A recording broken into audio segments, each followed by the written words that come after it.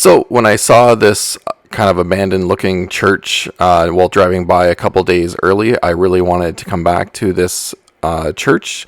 I'm going to mess up the pronunciation of the city that it's just outside of Furnas, I believe is how you say it, but I don't know. I'm not planning on being an expert on pronunciation on this, so we went back and I wanted to go see this church. I'm not religious or anything. I just thought it was a cool building. So went for a walk with my 360 camera and thought it would be a good experience to play with it a little more. Here I have it set on myself and my dad.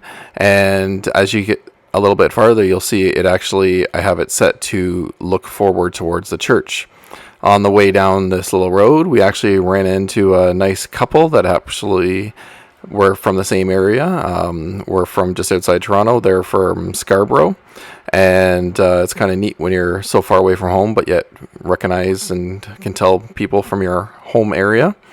And so anyways, we carried on here and got up to the church. And you can see with the 360, I absolutely love how you can control it and just change the flow of the camera angle to have a look at the church there.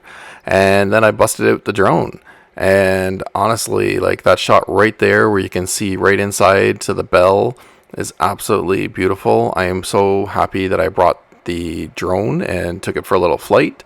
I took a lot of shots of the church, and then I decided to go for a little flight around the lake. I've sped it up here because it's a very large lake and it's looks very slow if I don't. But they had a couple buildings over here. Again, my dad did a little research on it. I didn't, and I can't remember what he told me. I was more interested in just seeing the sights and scenes and everything that had to be around here, and I thought it was absolutely beautiful. So, anyways, took it for a flight. I could have actually gone a lot farther on a normal day, but this day was particularly windy. So when I got to the far side of the big part of the lake, going into the smaller part, I started getting warnings on my drone that the wind was just a little too much for it. So I didn't want to lose my drone, so I brought it back. Anyhow, if you're at all interested in going to see São Miguel and the Azores, I highly recommend it. I absolutely thought it was one of the most beautiful places I've ever seen in my life. We were there kind of a bit in the off season. It rained a bit every day, but it was also very nice every single day.